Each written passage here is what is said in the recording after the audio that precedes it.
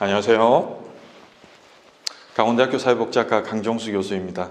오늘의 강의는 내 노후를 책임지는 국민연금이라는 주제로 한번 공부를 해보도록 하겠습니다. 오늘 드릴 말씀은 국민연금의 필요성, 국민연금의 발달 과정, 국민연금 가입자의 종류, 국민연금의 급여 종류, 그리고 국민연금의 재원과 관리 체계, 마지막으로 국민연금 어떻게 할 것인가 라고 하는 주제로 말씀드리도록 하겠습니다. 모든 국민의 생명과 재산 안전, 과연 누가 어떻게 지켜줄까요?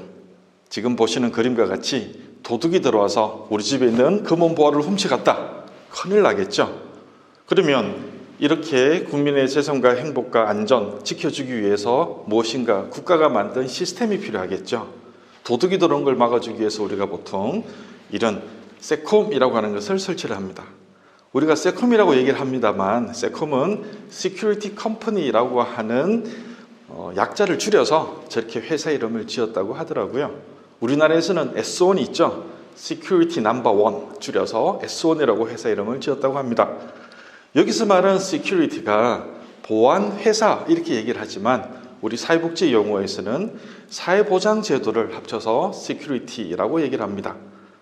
물론 사회보장제도라고 하는 이 용어의 개념은 미국에서 1930년도 경제공황이 발생하고 난 다음 루즈벨트 대통령이 소셜 시큐리티 액트라고 하는 사회보장법을 만들면서 사회보장이라고 하는 용어, 개념이 확립이 되었는데 물론 그 이전에도 사회보장의 제도들은 산발적으로 계속 생겨났어요. 1601년 영국에서 엘리자베스 구빈법이 만들어진다든지 1883년 독일에서 비스마르크가 사회보험 입법들 83년에 질병보험, 84년에 산재보험 이런 보험을 만들면서 산발적인 사회보장제도들이 생겨났었는데 이런 사회보장제도를 좀 전에 1935년 사회보장법이 만들어지면서 지금 현재 제도와 같은 체계로 확립이 되었습니다. 그래서 광의로 본다 그러면 사회보험 방식으로 운영하는 공적연금, 건강보험, 산재보험, 고용보험, 노인장기요양보험 그게 5대 사회보험 제도가 있고 그 다음에 국가가 조세를 바탕으로 운영하는 생활보장, 의료보장, 재해보장과 같은 공공부조제도 이렇게 사회보장제도가 크게 운영되고 있습니다. 이 중에서 국민의 노후 생활을 보장해주는 가장 대표적인 제도가 공적연금, 그 중에서도 우리나라에서는 국민연금이라고 하는 제도로 운영이 되고 있습니다. 이번 시간에는 국민연금을 한번 살펴보겠습니다. 왜 국민연금을 도입할 수밖에 없느냐? 가장 대표적인 이유는 고령화가 진전되면서 국민들의 노후의 삶을 우리가 어떻게 보장해 줄 것인가 하는 게 주된 이유입니다. 우리나라는 전 세계에서 어떻게 본다 그러면 가장 빠른 고령화 속도를 보여주고 있습니다. 2023년쯤 되면 전체 국민들 중에서 65세 이상 어르신들이 한 25.5% 정도를 차지할 것으로 예상되고 있고요. 그리고 반면에 급격한 출산율 떨어지고 있어서 2021년 현재 0.81명 정도 이런 현상을 보여주고 있습니다. 그리고 부모님을 모시는 것, 부모 부양 예전에는 자식이 부모를 모셨지만 사실 지금은 그 자식도 살아가기 굉장히 어렵기 때문에 국가가 이 사회가 공적으로 부양해야 되는 그 책임을 지고 있고요. 또 본인 스스로도 노후를 준비해야 되는 그런 책임을 지고 있습니다. 그래서 보시는 바와 같이 우리나라의 고령화 속도가 굉장히 높습니다. 2021년도 우리나라 국민이 한 5,100만 명 정도 되는데 그 중에 65세 이상 어르신들이 한 853만 명, 한 16.5% 정도 되고 있습니다. 유엔에서 정하고 있는 고령화의 기준은 오른쪽 표에서 보시는 바와 같이 전체 국민들 중에서 65세 이상 어르신들의 비율이 7%가 되면 에이징 소사이어티, 고령화 사회라고 얘기를 하고요. 14%가 넘어가면 이미 고령사회, 에이지드 소사이어티 여기다가 20%를 넘어가면 울트라 에이지드 소사이어티, 초고령사회라고 우리가 분류를 합니다. 근데 우리나라에서는 이미 고령사회로 진입을 했고 2060년쯤 되면 노인 인구의 비율이 43.9% 전체 국민의 절반 정도가 노인이 해당되는 그런 속도를 보여주고 있습니다. 이미 시도별로 본다 그러면 전남, 경북, 전북, 강원 정도는 이미 20%를 넘어선 초고령 사회, 즉 전체 인구 중에서 노인이 차지하는 비율이 굉장히 많아지는 그런 속도를 보여주고 있습니다. 그런데 국민들은 그럼 평균 어느 정도 사시게 되느냐? 2020년 기준으로 해서 우리나라 전체 국민의 기대 수명, 즉 앞으로 몇 년쯤 살 것인가 하는 평균 생존 연수를 기대 수명이라고 하는데 83.5세입니다. 남자는 80세, 여자는 86.5세. 여성이 한 6년 정도 더 사시게 되죠. 그러니까 평균 83세 정도 살아가셔야 되는데, 그럼 우리가 노동시장에서 은퇴하는 나이는 얼마쯤 되느냐? 주된 일자리에서 평균 퇴직하는 연령이 2006년도에는 50.3세였었는데 2021년에는 49.3세예요. 즉 50세에 은퇴를 하고 80세까지 살아가야 됩니다. 그러면 한 30년 가까이 노후생활, 소득이 없이 우리가 어떻게 노후생활을 할 것인가? 앞에서는 제가 자식이 부모를 부양했다라고 말씀드렸습니다만 이제는 사실 그렇게 하기가 굉장히 어렵잖아요. 그러다 보니까 현재 우리나라의 노인의 상대적 빈곤율이 사실은 매우 심각한 수준을 보여주고 있습니다. OECD 국가 평균이 한 13.1% 정도 되는데 우리 한국은 43.4%, OECD 국가들 중에서 노인의 빈곤율이 압도적으로 높은 국가를 보여주고 있습니다. 그 이유가 뭘까요? 여러 가지 이유가 있겠습니다만 제가 생각하기에 가장 대표적인 이유는 공적연금 체계, 이제 오늘 배우게 될 국민연금과 같은 제도가 우리나라는 너무 높게 만들어졌고, 그리고 그 연금을 통해서 노후 생활을 보장해주는 소득 대체율이 매우 낮기 때문에 그렇습니다. 다른 나라들은 비교적 일찍 1960년대, 70년대에는 다 연금 제도가 완비가 되었는데 우리는 비로소 1988년에 국민연금을 시작하다 보니까 지금 현재 어르신들 중에서 국민연금을 받아서 따뜻하게 노후를 보내시는 분들이 매우 적습니다. 그리고 받는 연금의 금액도 매우 적고 이런 문제를 보여주고 있어요. 그러면 노후 생활을 하는데 어느 정도 생활비가 필요한가? 국민연금연구원에서 한번 조사를 해봤더니만 부부 두 분이 사시려 그러면 월 생활비가 한 267만 원 정도, 혼자 사시려면 월 164만 원 정도의 생활비가 필요하다고 합니다. 그러나 이미 은퇴를 해서 근로소득이 없어요. 그럼 도대체 이 생활비를 어떻게 벌어서 충당할까요? 가장 이상적인 방식은 지금 보시는 바와 같이 3층 연금 보장 체계라고 합니다. 이게 이제 월드뱅크 세계은행이라고 하는 곳에서 제시를 했는데 일단 세 가지의 연금을 우리가 갖추는 겁니다. 국민연금이 가장 기본이에요. 그래서 국민연금을 통해서 기본적인 삶을 살 수 있도록 한다. 그 다음에 퇴직금 대신 퇴직금 일시불이잖아요. 이걸 연금 형태로 받는 퇴직연금을 통해서 표준적인 삶을 살고 거기다가 내가 조금씩 아껴서 개인연금도 하나 더 가입을 하면 이제 좀 풍요로운 삶을 살 수 있고 이렇게 3층 보장연금 체계를 구축해야만 노후 생활을 안정적으로 보낼 수가 있습니다. 이 3층 보장 체계에서 가장 핵심, 가장 기본은 국민연금이겠죠. 그래서 국민연금은 소득이 있으면 누구나 의무적으로 가입을 하고 국가가 책임을 지고 운용하는 그런 체계입니다. 자, 오늘은 이 국민연금에 대해서 한번 공부를 해볼게요. 자, 제가 앞에서는 기대 수명이 평균 80세라고 말씀드렸는데 이거는 단지 물리적으로 살아가는 생존의 수명이고 건강 수명이라고 하는 것도 있습니다. 이거는 질병이나 장애가 없이 그냥 살아가는 정도, 그러니까 특별히 아픔 없이 건강하게 살아가는 나이가 남자가 71세, 여자가 74세, 평균 73세예요. 그러니까 보통 50세에 주된 소득 일자리에서 은퇴를 하고 그 다음에 비정규직과 같은 일자리에서 몇 년 전 일을 하시더라도 71세쯤 되면 보통의 분들은 이제 질병이나 장애 같은 것이 와서 좀 힘든 노후로 생활을 사시고 그리고 평균 80세까지 살아가게 되는 이런 건강수명과 기대수명의 차이점도 역시 있습니다.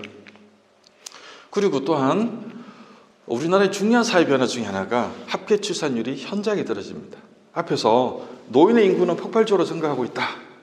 또한 반면에 아이를 적게 낳고 있는 것도 중요한 사회 현상이에요. 합계 출산율이라고 해서 가임기 여성이 평균 몇 명 정도 아이를 낳느냐? 0.81명 정도 됩니다. 부부가 둘이 결혼해서 아이를 낳기 때문에 현재 우리 대한민국의 인구를 유지하려고 그러면 합계 출산율이 2.1명은 되어야 됩니다. 그런데 0.8이래요. 다시 말하면 지금 추세대로 하면 젊은 사람들은 굉장히 줄어들고 어르신들은 굉장히 많은 이상한 인구 구조를 보여주고 있죠. 자, 그러면 앞으로 국민연금이 어떻게 지속될 것인가 하는 문제도 여기서부터 그 출발이 된다고 얘기할 수 있습니다. 국민연금의 변천사를 한번 살펴볼게요.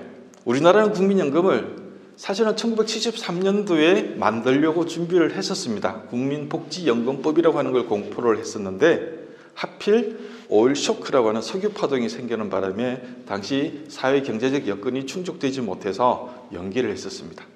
그러다가 1986년쯤 되어서 이제는 도저히 안 되겠다. 지금쯤 안 하면 국민들의 노후 생활을 국가가 사회가 책임질 수 없는 시대가 되겠구나 싶어서 86년도에 국민연금법을 만들고 88년도 1월 달에 국민연금을 시작을 했습니다. 그렇다고 해서 또 전 국민을 바로 대상으로 한 것도 아니고 상시 근로자 10인 이상 사업장, 즉 직장 가입자를 대상으로 먼저 시작을 했다가 95년도에는 농어촌으로 확대 적용을 하고 99년도에 도시지역 확대 적용하면서 비로소 전 국민 연금이 시작되었습니다.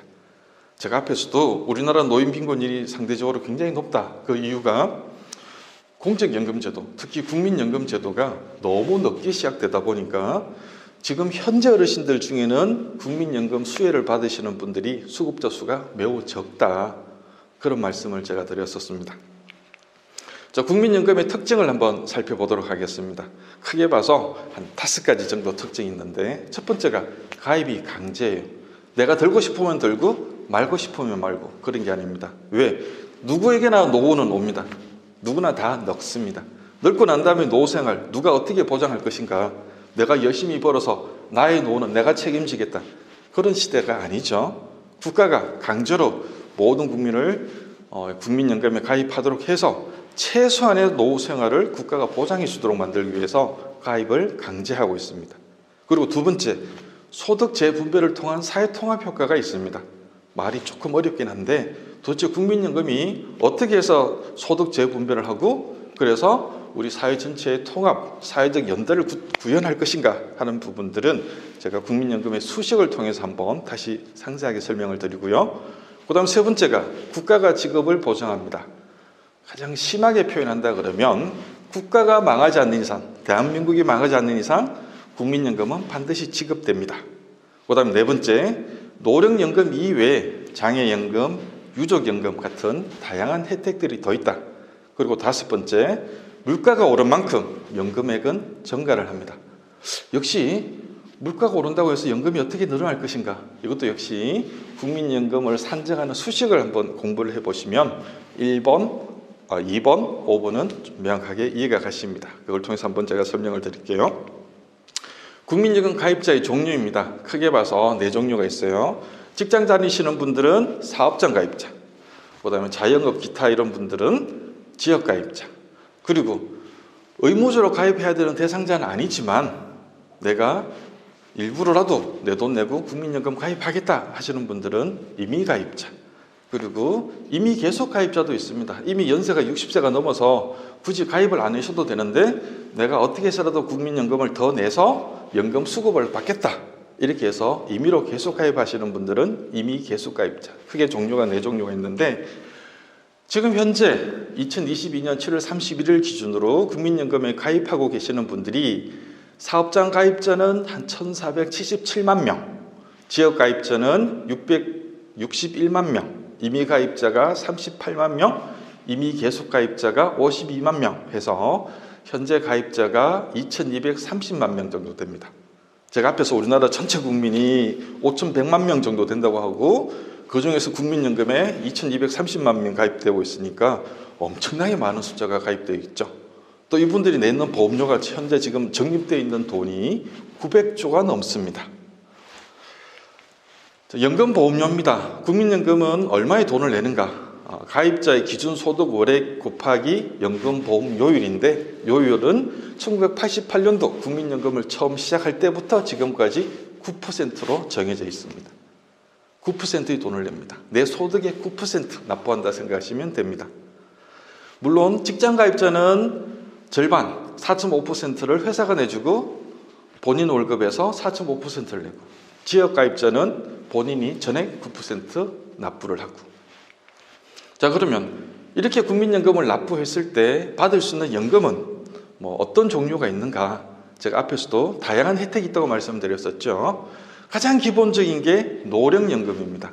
즉 노후소득 보장을 위해서 국민연금의 기초가 되는 급여가 노령연금. 연세가 60세, 61세, 62세 이상이 되면 매월 받는 급여가 노령연금. 또 60세는 되지 않았지만 일단 장애가 생겨서 내가 소득이 없어지거나 현저하게 줄었다. 그래서 60세까지 기다리기 어렵다. 이런 분들을 위해서는 장애연금이라고 하는 연금을 지급하고요. 또한 가입자였던 분이 갑작스럽게 사망을 해서 그 남아있는 가족들, 유족들의 생계를 보호하기 위해서 지급되는 급여가 유족연금이라고 하는 제도. 즉 매월 지급되는 연금의 형태로는 크게 세 가지가 있고요. 일시금의 형태로 지급되는 게 두 가지가 있습니다. 반환일시금, 사망일시금.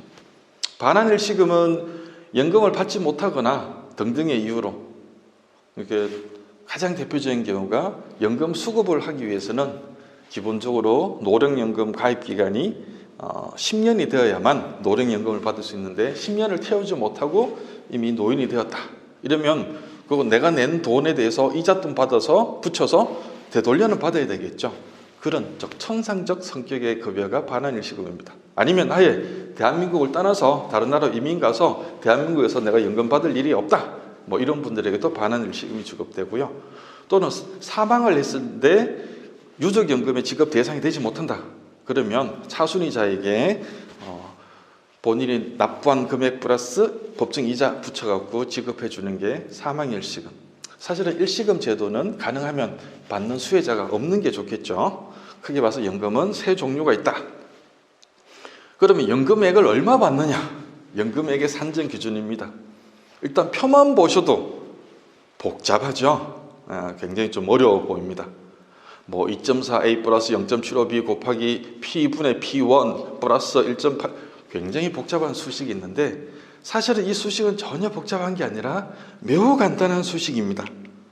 지금 보시는 1.5A 플러스 B, 1 플러스 0.05N, 이 수식이 기본 수식인데 이 수식이 이렇게 복잡하게 보입니다. 그 이유가 뭐냐면 밑에 표를 보시면 1988년 처음 시작할 때부터 10년간은 앞에 상수값을 2.4를 적용을 했었고, 연금 개혁을 한번 하면서 99년부터 2007년도까지는 1.8이라고 하는 상수를 적용했고, 또 2008년 이후로는 1.5를 적용해서 이렇게 감소시키고 있다. 도대체 이 상수값이 어떤 의미를 갖고 있느냐?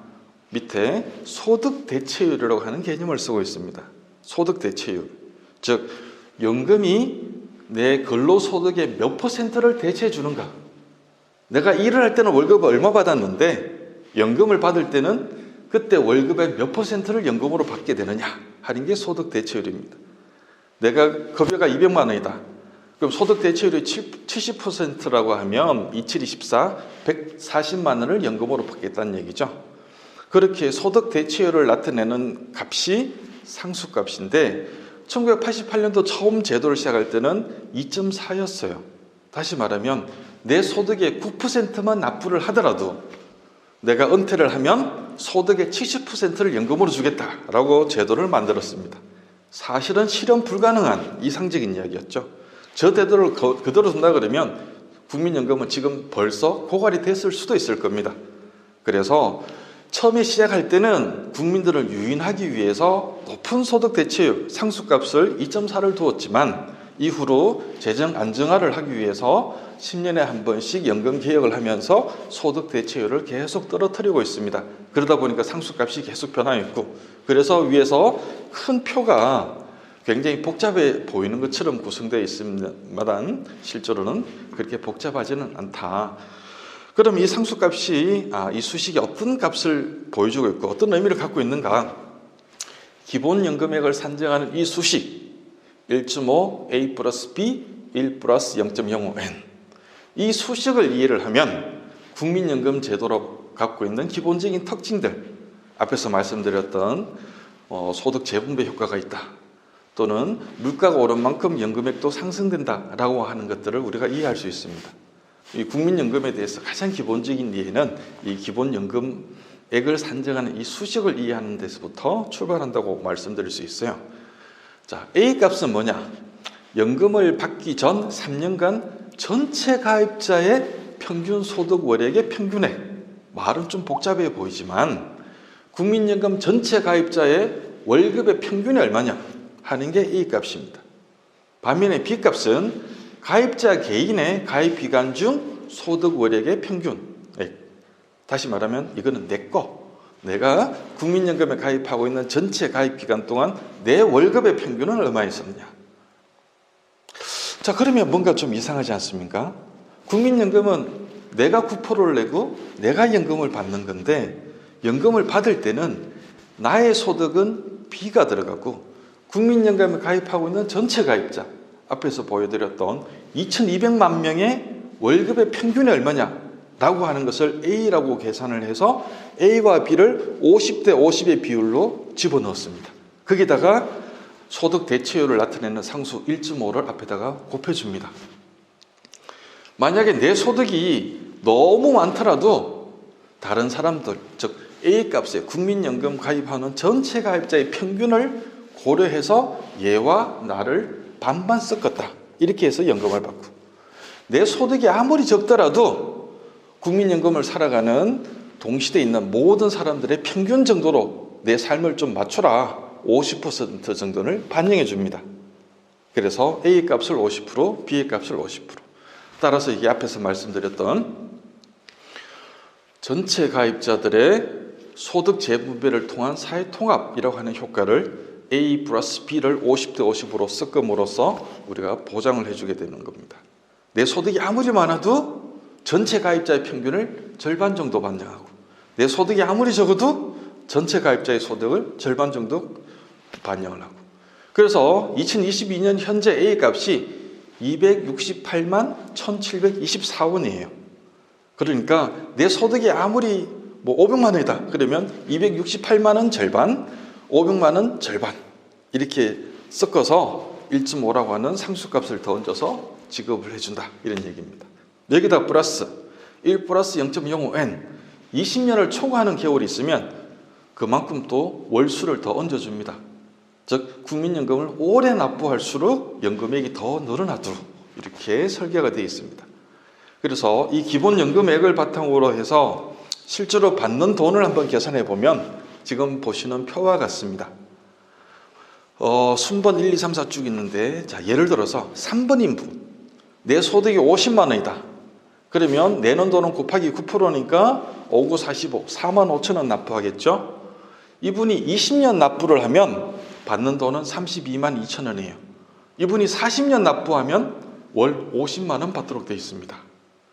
반면에 8번 소득이 100만 원이다. 그러면 9% 납부하니까 9만 원 보험료를 내겠죠. 그런데 이분이 20년 납부를 하면 37만 3천 원 정도 받으시고 반면에 40년 납부했다 그러면 74만 원 정도 받도록 되어 있습니다. 이 표를 보시면 뭔가 조금 이해가 좀 가시나요? 앞에서 봤던 1.5A 플러스 B 1 플러스 0.05N이라고 하는 수식이 마법을 일으켜서 지금과 같은 표를 보여주고 있습니다. 50만 원인 분은 4만 5천 원 내지만 32만 원 받고 100만 원인 분은 9만 원 내지만 37만 원 받아요. 내는 돈은 딱 배의 차이가 나지만 받는 돈은 몇만 원 차이가 안 나죠. 한 달 소득이 50만 원이었던 분은 4만 5천 원 연금 내고 나고 소득세 내고 나고 이러면 쓸 수 있는 돈이 몇만 원 되지 않잖아요. 그렇다 손치더라도 이분이 노후가 되면 최소한 좀 전에 앞에 봤던 A값을 갖고 있는 전체 가입자의 평균 정도의 삶을 살 수 있도록 50%를 반영해 주는 겁니다. 그러다 보니까 50만 원, 100만 원, 제일 밑에 있는 200만 원 보세요. 한 달에 18만 원 돈을 내지만 20년 가입을 하더라도 한 달 받는 연금은 47만 4천 원. 즉 앞에서 50만 원 받는 사람은 32만 원 받는데 200만 원에서 18만 원 납부하더라도 47만 원 연금을 받도록 두 분 사이에서는 실제로 받는 돈은 한 13만 원 정도 차이가 나겠네요. 이렇게 즉 국민의 평균점을 삶을 살 수 있도록 국가가 운영하는 복지제도이기 때문에 그렇습니다. 이거는 개인이 납부하는 개인연금이 아니에요. 개인의 적금이 아니에요. 국가가 전 국민을 대상으로 운영하는 복지제도이기 때문에 이런 사회통합 효과를 가져오도록 하기 위한 장치로서 지금과 같은 연금 수식을 만들고 따라서 이런 결과를 만들려고 하는 국가의 복지제도입니다. 좀 이해가 가시나요?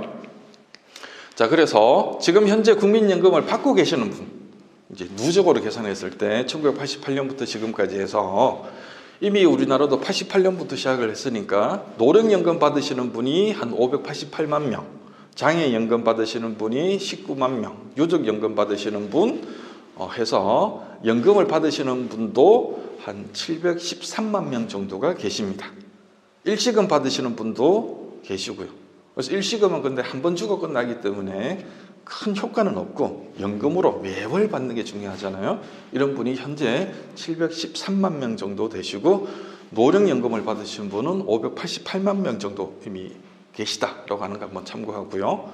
그러면 얼마쯤 돈을 받게 되느냐? 2022년 7월 30일 역시 기준으로 봤을 때 20만 원 미만으로 받으시는 분은 한 88만 명 정도, 20만 원에서 40만 원은 264만 명, 40만 원에서 60만 원은 116만 명, 60만 원에서 80만 원까지가 55만 명, 100만 원 이상 넘으시는 분들도 계세요. 100만 원에서 130만 원은 28만 명, 200만 원 이상 받으시는 분은 3,955명. 자, 이 표만 보더라도 전체 가입자들의 한 20만 원에서 60만 원 사이가 거의 대다수를 차지하고 있죠. 이거는 국민연금을 가지고 3층 보장연금 체계 제가 말씀드렸다시피 풍족한 노를 만들어주지는 않습니다. 가장 기본적인 삶, 한 달에 40만 원 정도, 50만 원 정도를 받더라도 최소한 생존을 하기 위한 기본적인 소득을 창출해주는 그런 제도입니다. 그러나 아무리 생각해도 너무 적지 않습니까? 예, 소득 대체율이 사실은 너무 낮아요. 지금 현재 9% 보험료를 가지고는 처음 88년도 시작할 때 70% 소득 대체율은 그거는 애시당초 불가능한 제도였었다. 지금 현재 40%라고 하더라도 소득 대체율 40%는 내가 국민연금에 가입해서 보험료를 납부하는 기간이 40년일 때 퇴직할 때 소득의 40%를 주도록 설계되어 있습니다. 그런데 사실 우리가 40년 가입하는 경우는 잘 없잖아요. 보통 20년 가입했다 그러면 다시 소득 대체율이 40%의 절반 땡강 이래서 20% 정도. 내 소득이 300만 원이었다 그러면 은퇴할 때 20%한 60만 원 정도 연금을 받는 게 지금 현재 사실입니다. 그래서 국민연금이 제도의 시행도 너무 늦었었고 반면에 소득 대체율이 너무 낮아서 풍족한 노후를 보내기에는 턱없이 부족하다. 거기다가 이대로 가면 국민연금이 존속하기도 어려울 정도로 재정 고갈이 좀 심각하게 빨라지고 있다. 왜? 출산율이 급격하게 떨어지니까 연금을 내야 되는 젊은 세대가 너무 우리가 처음 88년도 제도를 만들 때보다 너무 현저하게 줄어들고 있기 때문에 그렇습니다. 자, 이런 문제들도 차차 한번 살펴볼게요. 국민연금의 기금 규모가 지금 보시는 바와 같이 대단히 단위가 크죠. 네. 지금 현재 915조 정도 국민연금이 기금을 갖고 있습니다. 국민연금의 보험료는 9%라고 했는데 이 9%를 계속 지금 현재 적립을 하고 있어요. 연금을 받는 방식은 크게 적립을 하는 방법, 적립식과 그해 연도 필요한 돈을 그해 연도 거둬서 쓰는 부가식, 크게 두 가지 방식이 있는데 우리나라는 현재 적립식으로 운영을 하다가 고갈이 되는 시점에는 부가식으로 전환을 하기 위한 전제 조건으로 두 가지를 혼합해서 쓰는 혼합식 방식을 쓰고 있습니다. 지금 현재는 88년도 시작했고 연금을 받으시는 분보다 돈을 내시는 분이 훨씬 더 많기 때문에 적립이 규모가 계속 늘어나고 있어요. 2018년도에는 638조, 2019년도에는 736조, 2020년도에는 833조 등등등등. 지금 그래서 2022년 7월 현재 915조, 엄청나게 크죠. 예. 전 세계에서 기금의 규모가 가장 큰 빅3 중에 하나가 우리나라 국민연금의 기금입니다. 이게 앞으로도 더 늘어나서 한 1,400조까지 늘어나게 될 겁니다.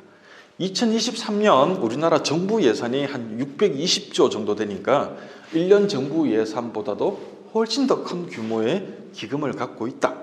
이렇게 생각하시면 됩니다. 그러면 국민연금은 이렇게 받은 기금을 그냥 은행에 넣어놓고 있으면 수익이 적겠죠. 그래서 이것을 적극적으로 좀 투자를 합니다. 안정성도 중요하고 투자 수익도 중요하고, 그래서 안정적 수익을 내기 위해서 국내 채권에 얼마, 해외 채권에 얼마, 그다음에 국내 주식을 사는데 얼마, 해외 주식을 사는데 얼마, 이렇게 해서 지금 보시는 표와 같이 적극적인 투자를 해서 가능하면 기금의 수익률을 극대화하기 위한 노력을 하고 있습니다. 그런데 중요한 것은 지금 보시는 바와 같이 국민연금의 가입자와 수급자의 추이가 언젠가는 크로스가 된다는 얘기입니다. 지금 현재는 국민연금에 가입하고 계시는 분이 한 2,200만 명 정도 되지만 급격한 저출산이 일어나고 있기 때문에 2060년쯤 되면 국민연금에 가입해서 돈을 내시는 분은 1,220만 명쯤 될 것이고, 반면에 급격하게 고령화가 늘어나고 있기 때문에 지금 현재는 수급자가 2020년 기준으로 488만 명이었지만 2060년쯤 되면 1689만 명으로 급격하게 증가를 하게 됩니다. 즉 이 말씀은 지금처럼 제도를 운영한다 그러면 국민연금의 기금은 언젠가는 고갈될 것이다 라고 하는 것은 누구나 다 예상할 수가 있습니다. 그러면 그것을 방지하기 위한 뭔가 조치를 취해야 되겠죠. 국민연금 기금의 재정 수지 전망을 한번 보시면 지금 현재는 연금을 받으시는 분보다 보험료를 내시는 분들이 더 많기 때문에 기금이 계속 늘어나고 있습니다. 좀 전에 지금 900조가 넘었다고 말씀드렸죠. 최고 피크가 되는 시점이 국회 예산정책처에서 한번 추계를 해보니까 2039년쯤 되면 1430조쯤 될 것이다. 이게 최고의 피크가 될 겁니다. 규모가 엄청나게 크죠. 근데 이후가 되면 앞에서 봤던 보험료를 내시는 분보다 수급자의 수가 더 많아지니까 나가게 되는 돈이 급격하게 증가를 하겠죠. 그러다 보니까 기금이 급격하게 줄어드는 현상을 보여주고 있습니다. 그래서 2054년쯤 되면 적립금은 소진될 것이다. 없어지게 됩니다. 아니 그러면 2054년까지만 국민연금을 하고 국민연금이 없어지느냐? 그러진 않습니다. 제가 제일 처음에 국민연금의 특징 중에 하나가 국가가 지급을 보장한다. 극단적으로 표현한다면 대한민국이 망하지 않는 이상 국민연금은 반드시 지급된다. 그럼 어떻게 지급하겠어요? 예, 적립식과 부가식이라고 말씀드렸었죠. 부가식으로 전환을 하는 겁니다. 그때 가서 젊은 분들에게 원래 이제 연금을 지급하려고 그러면 돈이 얼마쯤 필요하니까 어느 정도 돈을 내세요. 이렇게 해서 그해 거두어서 그해 지급하는 방식으로 전환을 합니다. 그러면 지금 현재 9%인데 그때쯤 되면 9%보다 보험료율이 더 낮아질까요? 높아질까요? 당연히 지금보다 굉장히 높아질 것입니다. 다시 말하면 그때쯤 되면 젊은 세대에게 부과되는 부담이 지금보다 너무 현저하게 커지는 문제가 생깁니다. 그럼 이런 문제를 우리가 해결하려면 어떻게 해야 되겠어요? 지금 현재 연금기금의 재정 안정을 가져오는 게 가장 좋겠죠. 자, 그래서 경제 변수 변화에 따른 적립금 전망을 한번 살펴보면, 첫째, 기금 운용 수익을 지금보다 1%만 더 가져와도 국민연금이 소진되는 속도를 2058년으로 더 늦출 수 있습니다.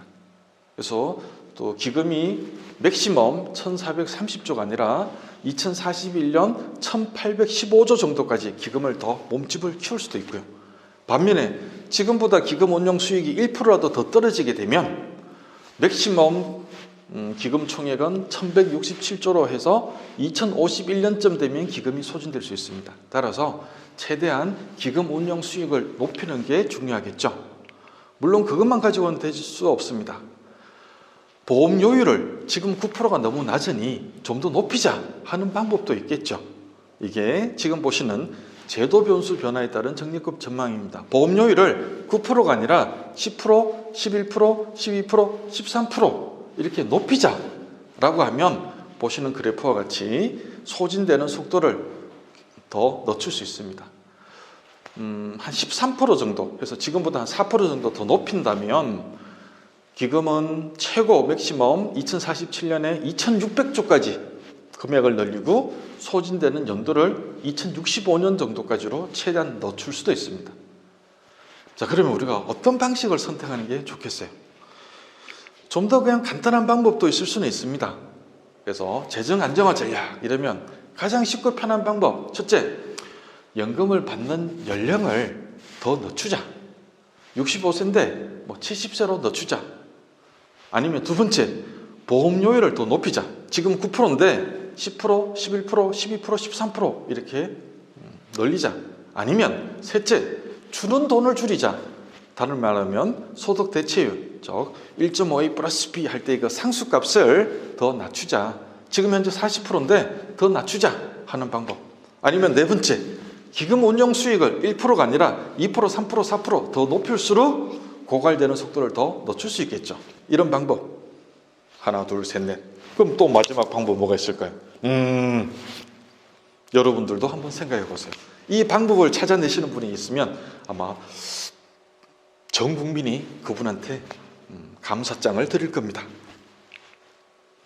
그래서 첫 번째 방법은 연금을 받는 연령을 늦추는 방법이죠. 그래서 이거는 지난번 연금 개혁을 하면서 우리가 보통 10년에 한 번씩, 원래 법에는 5년에 한 번 재정 추계를 해서 연금 개혁을 해라 라고 되어 있는데 보통 10년 단위로 연금 개혁을 합니다. 그래서 지난 정부 때 53년에서 56년도 출생하신 분은 61세부터 연금을 받자. 57년에서 60년에 출생하시는 분은 62세. 이렇게 해서 1년씩, 즉 3년에 1년씩 연금 개시 연령을 낮추어서 1969년생부터는 65세의 연금을 받도록 하고 있습니다. 마음이 아픕니다. 왜냐? 제가 1969년생이기 때문에 저와 제 친구들은 모두 65세부터 연금을 받도록 설계가 되어 있어요. 이렇게 우리가 사회적으로 합의를 받고 법을 고쳐서 제도를 이렇게 변경을 했습니다. 그 이유가 뭐겠어요? 재정 안정을 가져오기 위해서. 그래서 기금 고갈을 막고 그런 이유로 이렇게 지급 개시 연령을 늦추었습니다. 물론 이 방식 갖고는 재정 안정을 100% 우리가 가져올 수는 없습니다. 그래서 지난 문재인 정부 때 국민연금 개혁을 하기 위한 방법을 다각도로 검토를 해서 크게 4가지의 방법을 도출을 했습니다. 1. 현행 유지하자. 다시 말하면 소득 대체율 40%, 보험료 9%, 그냥 그대로 하자. 1안이었습니다. 1안대로 하면 어떻게 되죠? 기금 고갈이 발생합니다. 늦출 수가 없습니다. 그래서 1안은 사실은 채택할 수가 없는 안이었었죠. 2안은 현행은 유지하되 기초연금을 40만으로 인상하자. 왜? 지금 현재 노인분들의 노인 빈곤율이 OECD 대비 지나치게 높다 그랬죠. 지금 현재 어르신들은 정말 어렵게 살아요. 왜? 본인들이 젊었을 때는 어르신을, 부모님을 부양을 했지만 본인이 막상 노인이 되고 난 다음 자식이 자기를 부양하지 못하거든요. 그러다 보니까 지금 현재 어르신들이 굉장히 어려워서 이 문제를 우리가 해결하기가 너무 어려웠어요. 그래서 급하게 기초연금이라고 하는 제도를 도입해서 모든 현재 어르신들에게 하위 70%, 그러니까 전체 어르신들 중에 한 70% 정도, 형편이 좋은 30% 빼고는 모든 어르신들에게 기초연금을 주고 있는데 그 금액이 많지 않습니다. 지금 보시는 바와 같이 20만 원부터 시작해서 2022년 현재 30만 7,500원을 주고 있어요. 이 금액이 너무 적으니까 이걸 40만 원으로 인상을 하자. 나머지 국민연금은 손대지 말고, 이게 두 번째 방법이었습니다. 그러면 이 방법도 역시 많은 문제가 생겨요. 어떤 문제가 생기느냐? 보시는 바와 같이 기초연금은 하위 70% 어르신들에게 일정액을, 즉 30만 7,500원을 무상으로 줘요. 이거는 본인들이 보험료를 낸 게 아니고 국민들의 세금을 가지고 무상으로 줍니다. 그러면 국민연금을 성실하게 납부하신 분들, 20년, 30년 동안 매월 9%씩 꼬박꼬박 내신 분들은 하위 70%에 해당되겠어요? 상위 30%에 해당되겠어요? 예. 국민연금을 많이 받으시는 분들은 상위 30%에 해당돼요. 이게 본인들은 월급에서 꼬박꼬박 오랫동안 연금을 냈더니만 기초연금을 못 받게 되는 이런 문제가 생기게 됩니다. 이걸 또 40만 원으로 높이면 오히려 기초연금 받으시는 분이 국민연금 받으시는 분보다 금액이 더 많아지는 역전현상이 발생해요. 그렇다면 앞으로 국민들이 누가 국민연금을 납부하려고 하겠어요? 차라리 국민연금 안 내고 국민연금 20년, 30년 내서 뭐 35만 원 받았다. 이것보다 한 푼도 안 내고 기초연금 40만 원 받겠다. 이런 문제가 생기잖아요. 이러면 국민연금도 존속하기 어렵고 기초연금도 재정 압박도 너무 심해지고, 그래서 사실 이 안도 받아들이기는 어려웠습니다. 그래서 나온 세 번째 안, 3안. 소득 대체율 40%가 너무 낮으니까 45%로 높이고, 반면에 보험료율 9%가 너무 적으니 12%로 높이자. 소득 대체율도 조금 높이고 보험료율도 조금 높이고. 이게 3안. 4안은 소득 대체율도 지금보다 10%더 높이고 보험료율도 13%로 높이고. 이게 4안. 3안, 4안을 하려고 하니 당장 보험료를 내시는 분들 입장에서는 지금 9% 내다가 12% 내시오, 13% 내시오. 소득 대체율 40%, 50% 내가 은퇴하고 난 다음에 이야기잖아요. 미래 이야기. 근데 당장 보험료를 내는 사람 입장에서는 지금 경제도 어렵고 생활하기가 굉장히 어려운데 보험료를 더 높이기가 너무 부담이 되죠. 그래서 3안, 4안도 논리적으로 따진다면 사실 불가피한 안이었습니다만 국민들이 과연 쉽게 동의를 해줄 것인가? 다시 말하면 이대로 밀어붙였을 때 다음 선거에서 국민들이 표를 줄 것인가? 이런 문제가 생기겠죠. 그래서 정말 안타깝게도 지난 문재인 정부가 1안, 2안, 3안, 4안이라고 하는 네 가지 방법은 찾아냈습니다만 이 중에서 하나를 결정하지 못하고 그냥 유예를 시켜버렸습니다. 그러다 보니까 국민연금의 문제가 아직도 해결하지 못하고 계속 더 심화되고 있는 중이다. 이렇게 말씀드릴 수가 있어요. 이때 사실은 뭐 4만이 되었건 4안이 되었건 하나를 결정하면 기금 고갈의 속도를 좀 늦춰서 안정적으로 국민연금 제도를 운영할 수 있었을 텐데 그러지 못한 아쉬움이 있습니다. 아쉽다기보다는 이제는 지금이라도 빨리 뭔가 개혁안을 우리가 또 찾아내서 사회적 합의를 도출하고 안정적으로 운영하기 위한 제도적 기반을 마련해야 되겠죠. 자, 기초연금, 국민연금 말씀을 드렸었고, 그래서 마지막으로 국민연금은 그럼 어차피 전 국민을 대상으로 하는 강제 가입이잖아요. 그래서 어떻게 하면 내가 국민연금을 안 내고 이렇게 고민하는 사람은 저는 바보라고 생각합니다. 적극적으로 활용하는 게 가장 좋습니다. 어떻게 하면 좋을까? 첫 번째, 가입 기간을 최대한 늘리는 게 좋아요. 금액을 높이는 것보다 가입 기간을 늘릴수록, 앞에서 제가 예상연금표 보여드렸던 거 기억나시나요? 예, 국민연금은 돈을 많이 내는 것보다 가입 기간이 길수록 받는 금액이 커지게 됩니다. 따라서 빨리 가입을 하셔서 가입 기간을 최대한 길게 잡는 게 연금을 많이 받는 방법입니다. 그 다음 두 번째, 가입 기간을 늘리는 방법들 중에 반환 일시금으로 받으신 분들 지금이라도 다시 반납을 하셔서 그걸 가입 기간으로 잡으세요. 아니면 이미 계속 가입을 해서라도 연금을 받도록 준비를 하세요. 이게 두 번째 방법. 세 번째, 각종 크레딧 제도라고 하는 게 있습니다.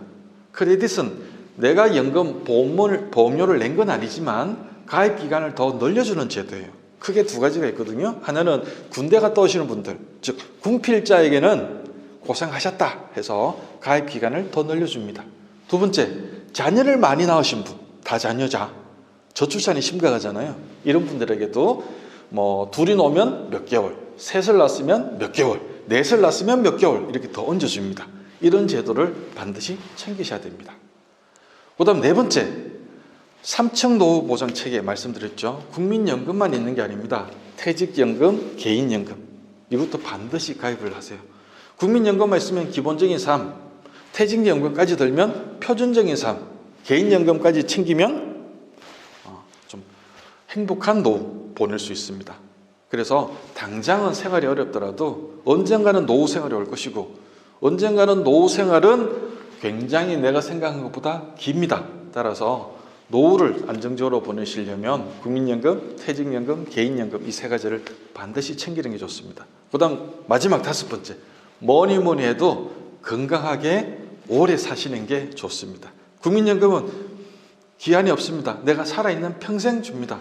그래서 65세 연금을 받기 시작해서 1년만 받고 죽으면 정말 억울하잖아요. 20년, 30년, 내가 120세까지 살면 그때까지 연금은 계속 줍니다.